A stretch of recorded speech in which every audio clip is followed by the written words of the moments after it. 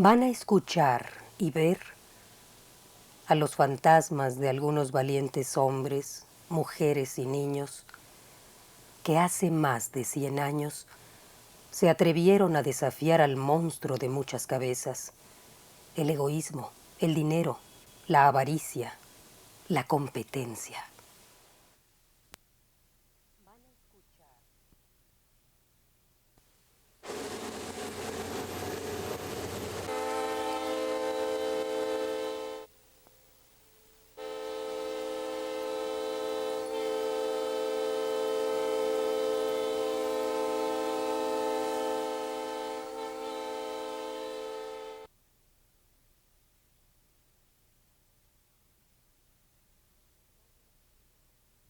Todo empezó con un sueño, cuando Albert Kinsey Owen hacía una exploración para el Ferrocarril Central de México. Lo que más me impresionó de la Sierra Madre, en el suroeste de Chihuahua, fue la calma que reinaba en las alturas, la quietud cristalizada. Entre los pinos, un silencio impresionante, la presencia de Dios seguramente, o la luz interior de la conciencia buscando llegar a un plano más alto. Es lo que uno siente bajo la influencia de la soledad.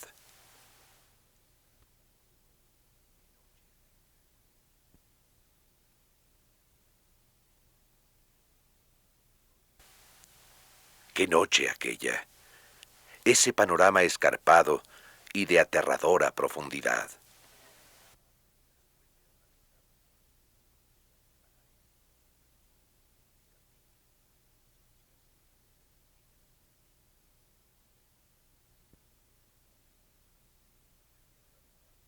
Después de atravesar ríos crecidos y parajes inhóspitos, cambié mi ruta cuando escuché acerca de una pequeña bahía escondida en la costa del Pacífico al norte de México. Recuerdo la ocasión como si fuera ayer. Por la mañana sentí una gran curiosidad por ver el mar e investigar en los alrededores. ¡Qué paisaje! ¡Qué panorama! Ahí estaba Oguira, un mar interior. Las murallas de roca se levantaban directamente sobre el mar. Los rizos de las olas jugueteaban con la marea entrante. Hacia el norte y el este se extendía una planicie cubierta de zacate y chaparral. Pensé que si la luz de la mañana descubría un canal profundo y seguro que comunicara este mar interior con el Golfo de California, este sería el lugar para construir una gran metrópolis. Y la luz matinal descubrió ese canal profundo y seguro. Sobre esas aguas, ahora desiertas, algún día ondearán las banderas de barcos de todos los países. Las mercancías australasiáticas se acumularán en los muelles, listas para ser transportadas por tren sobre la planicie y a través de la sierra, aprovechando la ruta más corta entre los dos océanos de Norteamérica. Mientras caminaba por la playa, mis pensamientos se convirtieron en fantasías. Vi muchos barcos anclados en la bahía. Vi las banderas de todos los países. Escuché los mecanismos de los relojes de la ciudad. Imaginé las campanas que tocaban dulces tonadas desde la torre de la nueva escuela industrial. Al mirar los muelles de piedra de aquella gran ciudad, sentí el frescor de sus calles sombreadas por plantas y flores tropicales. Vi alegres parvadas volar sobre las casas de estilo árabe español.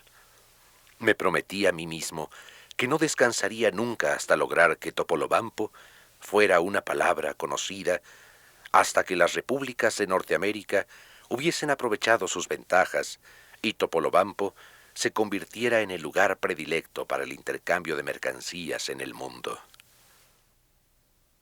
Cuando el crepúsculo tiñó de rojo al horizonte, salí de mi trance. La luna y las estrellas cobijaban mi espíritu.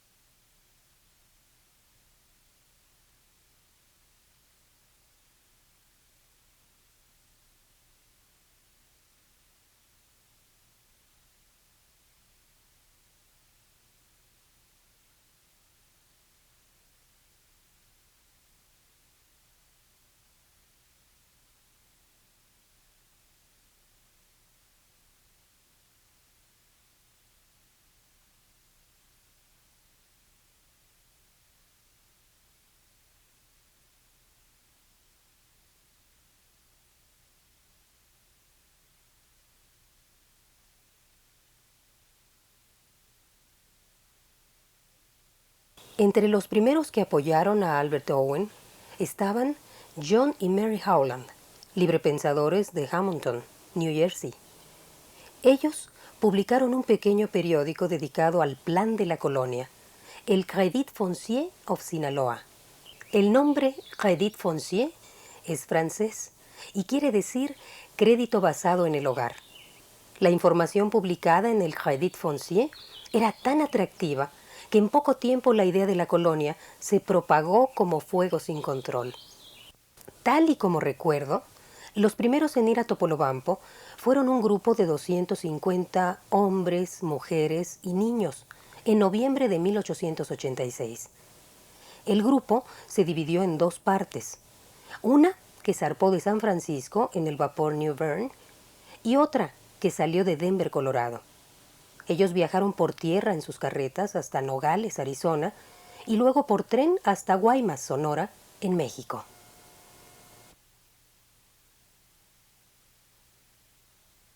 Al no estar preparado para estas emigraciones, Albert Owen se apresuró para detenerlos en Nogales, pero ya no había marcha atrás. La gente había cortado sus raíces y apostaban su futuro a Owen y a sus planes de cooperación integral. Este grupo, con Owen a bordo, zarpó de Guaymas hacia Topolobampo en la corbeta Altata, de 100 toneladas. Los nuevos colonos acamparon en Topolobampo durante 6 semanas. No había casas ni servicios, no había agua ni caminos. Solo un grupo de colinas escarpadas y rocosas, cubiertas de zacate y matorrales, circundaban la hermosa bahía. Eso sí, el paisaje era encantador y glorioso, pero la ciudad era todavía un sueño.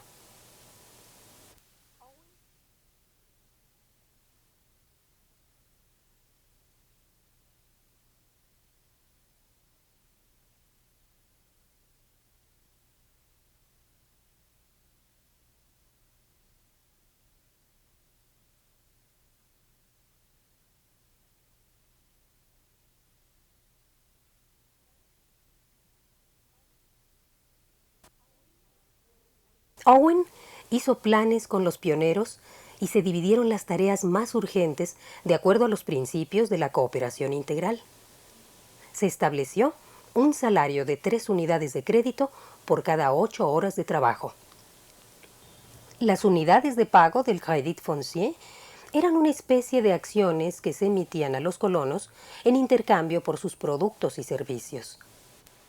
De inmediato, Alvin Wilber dirigió un equipo de trabajadores para construir un camino por la planicie boscosa que se extendía hacia el río El Fuerte.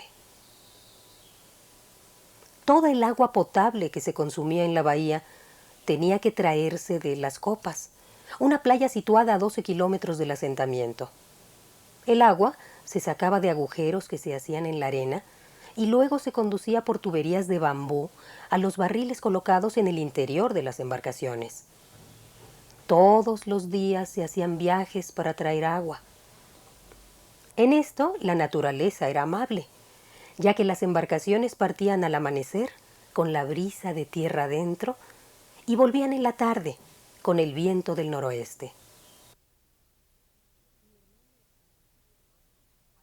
Mi hermano Ira fue de los primeros colonos. Albert Owen lo nombró fotógrafo oficial de la compañía Crédit Foncier. En un gran baúl llevó sus cámaras, algunos químicos y muchas placas secas de vidrio.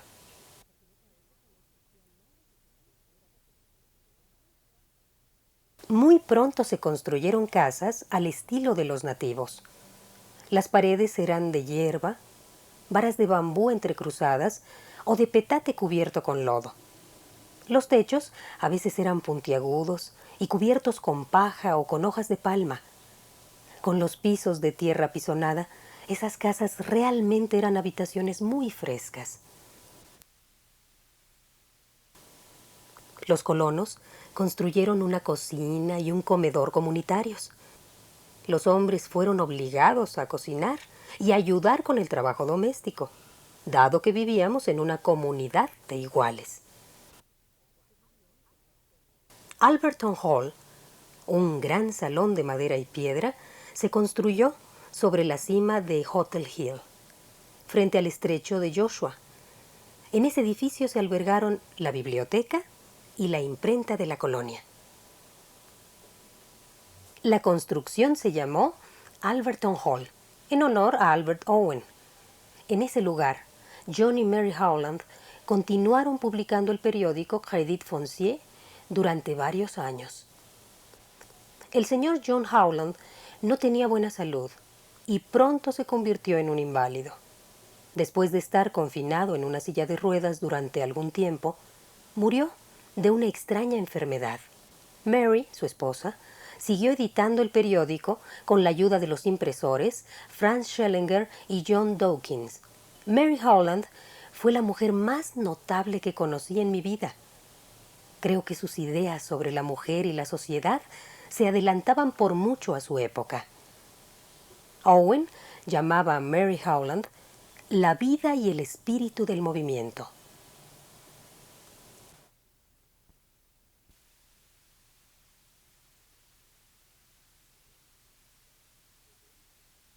Desde un principio, la prostitución, la religión, el dinero, los impuestos y la renta fueron abolidos por completo de nuestra colonia. Un pionero norteamericano llamado Burnett Haskell poseía terrenos junto al río El Fuerte, en un lugar llamado Los Mochis, 25 kilómetros tierra adentro. Hicimos un trato con él para cultivar esos terrenos, ya que nos daban la posibilidad de cultivar y de tener un lugar más agradable para vivir. Bill Friend, el director de Agricultura, dirigió el trabajo en los campos de cultivo, y en pocos meses ya se producía suficiente maíz, trigo, sorgo, caña de azúcar y varios tipos de frutas para el consumo de la colonia. Cyrus Stanley estaba a cargo del cultivo de hortalizas. Había problemas para hacer que la gente trabajara con regularidad, así es que se tuvieron que hacer contratos para pagar en proporción a la producción de cada quien, tantos créditos por tantos vegetales producidos.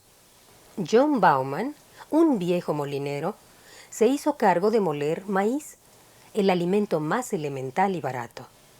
Él hacía caminar a un buey sobre una banda que hacía girar el molino. Con el mismo método, sacaba agua del pozo para regar las hortalizas. El pobre animal, llamado Old Berry, trabajó durante 5 años en los molinos caseros que los colonos fabricaron. Claro que la colonia tenía escuela. Es más, tenía 3 para ser exactos. Una en la costa y 2 en las otras localidades. Por supuesto, eran muy primitivas y dejaban mucho que desear. De cualquier manera, creo que una escuela, por primitiva que sea, es mejor que ninguna. Los niños se dividieron en grupos diferentes.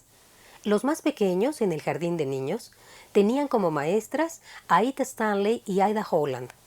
Aquellos un poco más grandes estaban en el departamento intermedio y estudiaban lectura, ortografía, aritmética, escritura, dibujo y español.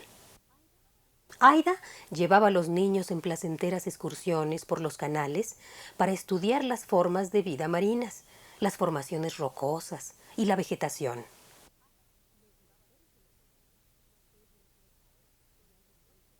Los directores de la colonia, Edwin Shellhouse y Alvin Wilberg, eran naturalistas muy informados y organizaron la Academia de Ciencias de Topolobampo. Clasificaban las especies marinas y enviaban especímenes al Instituto Smithsoniano en Washington.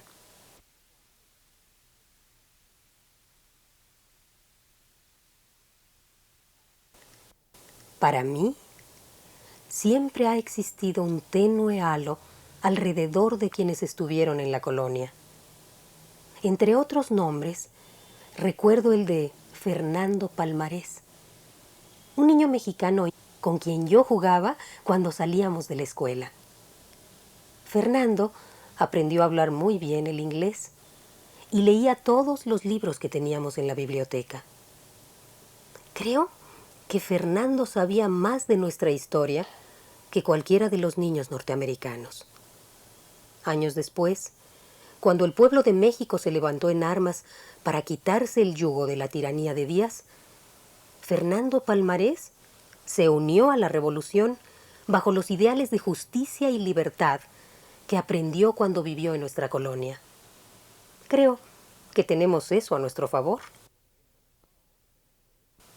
Una vez, cerca de 1890, mi hermano Ira y su camarada Henry Severin fueron a vivir durante una temporada a El Fuerte, un pintoresco pueblo a donde íbamos a convivir con los mexicanos. Henry Severin fue como relojero y mi hermano como fotógrafo. El dinero que obtenían de su trabajo lo integraban a los fondos de la colonia y a cambio se les pagaba con unidades de crédito. Mi hermano tomó muchas vistas de El Fuerte, que todavía se conservan en negativos de vidrio. Entre ellas hay una que se llama Un descanso en los toros, donde el toro está quieto y hay varios vaqueros sentados tranquilamente sobre sus caballos. Es de suponerse que lo mejor hubiese sido tomar la foto cuando el toro y los vaqueros estuvieran en plena acción, pero hay que recordar que en ese caso solo hubieran aparecido algunas imágenes borrosas y deslavadas, ya que en esos días, aunque el invento de la fotografía ya se estaba desarrollando, las personas tenían que posar para la cámara. Ocurrió una situación extraña. Ahí estábamos un grupo de extranjeros en tierra ajena, cargados de intelecto, generalmente mucho más informados que las familias mexicanas de clase alta, los hacendados, quienes inmediatamente nos dieron la bienvenida para educar a sus hijos. Este grupo de extranjeros con educación superior, apoyados por el presidente Porfirio Díaz, impusieron un ejemplo extraño y perturbador. Mientras trabajaban como los indios bajo el sol tropical, eran los primeros en defender los derechos de los más pobres y, sin dudarlo, enseñaban esas ideas a los hijos de los aristócratas.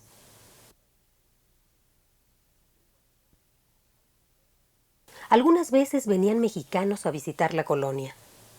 Por lo general eran familias acompañadas por un séquito de amigos y parientes. Ellos frecuentemente querían comprar casi todo lo que veían. Éramos una curiosidad para estos visitantes. Se asombraban de nuestras mujeres al verlas hacer cosas que ni se imaginaban, como galopar a caballo sin silla de montar.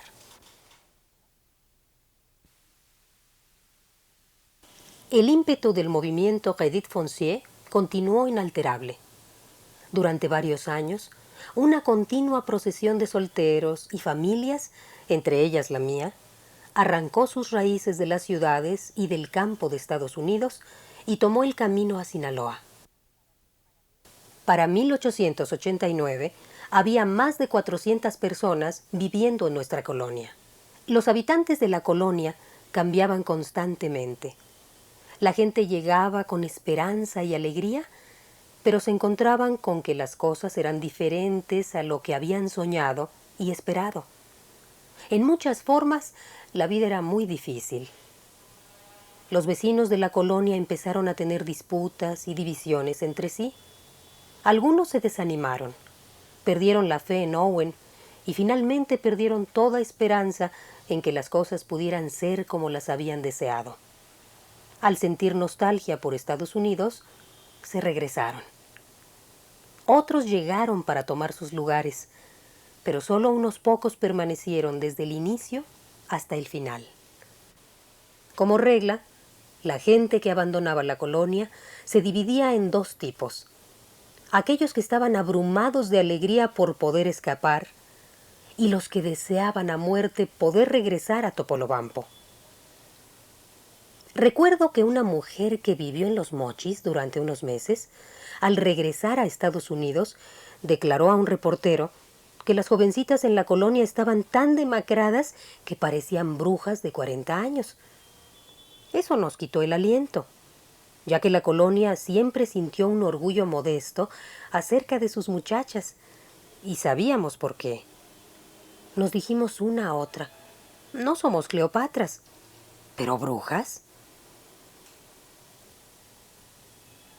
En diciembre de 1887, la Marina norteamericana envió al USS Iroquois para investigar sobre las condiciones de la colonia y rescatar a los desamparados y muertos de hambre. Curiosamente, el barco regresó vacío.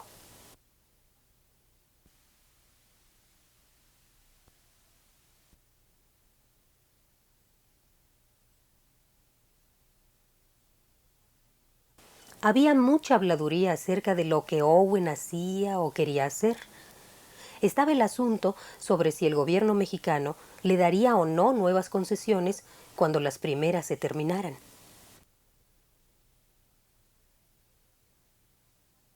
Creo que no había dudas acerca de las concesiones. El problema era que Owen no podía conseguir el dinero necesario para poder cumplir con los compromisos que adquiría con el gobierno mexicano. Los capitalistas evitaban invertir en un plan cuyo promotor buscaba más el bienestar humano que los beneficios financieros.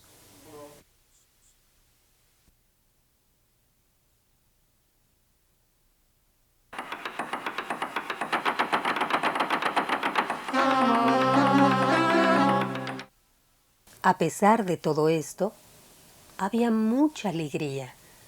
Había cierto calor y libertad en la vida de la colonia que no han sido duplicados en ningún otro lugar que yo sepa. En la logia, yo podía salir sola en la noche, si así lo quería, y cruzar nuestra pequeña plaza, sabiendo que cualquier hombre que encontrara simplemente me sonreiría y diría: «Hola, Clarisa», y jamás intentaría tocarme. Siempre había música provista por alguno de los colonos. Los Stanley, una gran familia de talentos, formaban una orquesta completa por sí mismos. Cada uno tocaba algún instrumento. Creo que en nuestra colonia había más músicos, filósofos y poetas que campesinos. Eran más las guitarras y violines que los arados. Algún tiempo después, un individuo, Christian Hoffman, maquinó la idea de la Kansas Sinaloa Investment Company. Él era el dueño. Esta compañía iba a comprar las tierras de los Mochis que nosotros queríamos, pero no podíamos pagar aún. Tengo un vivo recuerdo de la antipatía que muchos sentían hacia Hoffman y su compañía. Solo sé que a pesar de su intención original, al final fue una de las razones por las que se derrumbó nuestro proyecto. Y continuaron llegando gentes del norte. Era gente de la Kansas Sinaloa Investment Company. Hasta después descubrimos que sus ideas acerca de la cooperación eran muy diferentes de las que nosotros teníamos. Surgió nueva vida en la colonia. El Crédit Foncier of Sinaloa publicó mensajes de apoyo de otras comunidades cooperativistas en Suecia, Alemania, Francia, Inglaterra y Suiza. Finalmente, empezó el trabajo de nuestro canal, tanto tiempo deseado. Empezando en el río El Fuerte, el trazo del canal avanzaba recto 11 kilómetros hasta los Mochis, las tierras que pretendíamos irrigar. Para desmontar el terreno, contratamos a un grupo de 20 indios mayo equipados solo con azadones y machetes. Nadie les preguntó su opinión sobre esta nueva invasión de sus propiedades ancestrales. Los nuevos colonos trajeron 62 yuntas, arados y animales de tiro. El 4 de enero de 1891 se inició la excavación del canal. Tendría 11 kilómetros de longitud, 14 metros de ancho, un promedio de 6 metros de profundidad y 12 metros en los primeros 2 kilómetros a partir del río. El canal fue excavado a mano con la ayuda de yuntas jaladas por bueyes como única maquinaria. ¡Oh, Dios! Los colonos se merecían ese canal por el dinero que sacrificaron para construirlo, por el enorme esfuerzo que les costó y por las vidas que ahí quedaron. Muchos de los colonos murieron de disentería, fiebre, difteria y tifoidea en ese espantoso verano. Aún siento escalofríos cuando escucho el nombre Campamento Catwood. 2 años después se terminó el canal. Salía del río El Fuerte, cruzaba las tierras de los Mochis y terminaba en varios canales laterales que llevaban aquí y allá aquel torrente plateado de vida que humedecía las hortalizas y los huertos que se habían sembrado. Pronto empezaron las disputas sobre el manejo del sistema de agua y la cantidad que le correspondía a cada quien y sobre cuál era el mejor sistema social para la colonia. En un periodo trágicamente corto, la vida cambió para esos colonos. El entusiasmo enérgico con el que todo comenzó pronto se transformó en frustración amarga. El conflicto entre los colonos se convirtió en un conflicto con el gobierno de México. Al final, ni Albert Owen ni los colonos tenían derecho sobre las tierras ni sobre el canal.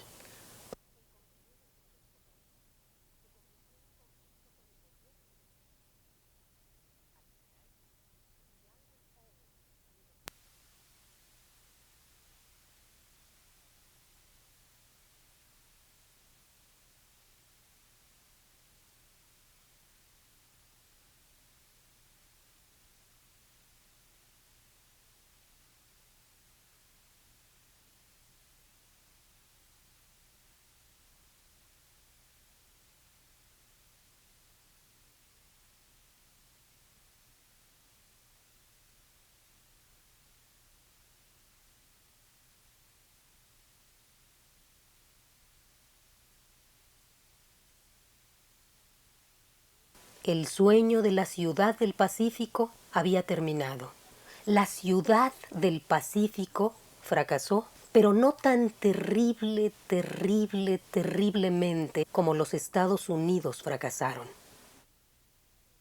El proyecto Crédit Foncier fracasó y mi corazón se duele por ello, pero mi alma se regocija con los recuerdos de su sol y su gloria. Yo agradezco al cielo que fui, aunque fuera poco tiempo, uno de sus miembros.